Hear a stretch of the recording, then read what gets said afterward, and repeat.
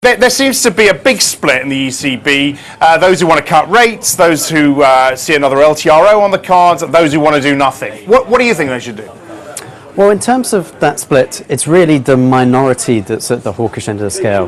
The majority of the Governing Council are looking at ways of easing. So we saw that in the commentary that we had from the press conference after the last meeting.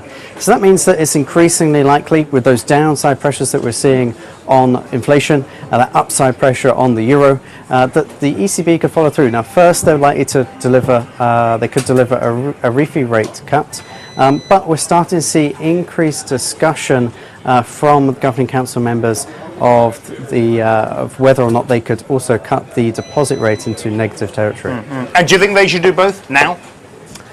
Well, in terms of getting it through the council, getting it through those hawkish members, it's going to be very difficult, probably for both those outcomes to really get voted and passed on the Governing Council. In terms of the impact on the euro, the refi rate cut in itself probably isn't going to be enough to substantially weaken the euro. They probably need to be much more aggressive in their rhetoric and their indication of further action. Another LTRO, maybe, sometime soon? An LTRO seems increasingly likely, partly because we're seeing repayments of the existing LTROs. Also, as we start to get into 2014, we're going to start seeing roll-off of the first of the 3-year LTROs. So it seems that to help dampen the impact of that, another LTRO is likely to be offered from the ECB. All right, let's talk about losing competitive advantage as a result of this euro strength.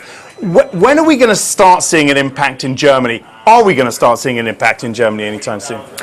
At BNP Paribas, we've done a lot of work on the long-term fair value of currencies. And one of the things we've looked at is what is the long-term fair value of the euro for different European members. And we see that for countries such as France, that long-term fair value we estimate for a French euro dollar is around about 125. So it's not surprising that the French are starting to feel the pain of the currency strength. For a German euro, we estimate that long-term fair value to be more around the 140 zone. So actually, euro dollar up at these levels is reasonably fairly valued. It probably needs to up towards 145, 150 before German corporates start feeling a lot more of the pinch.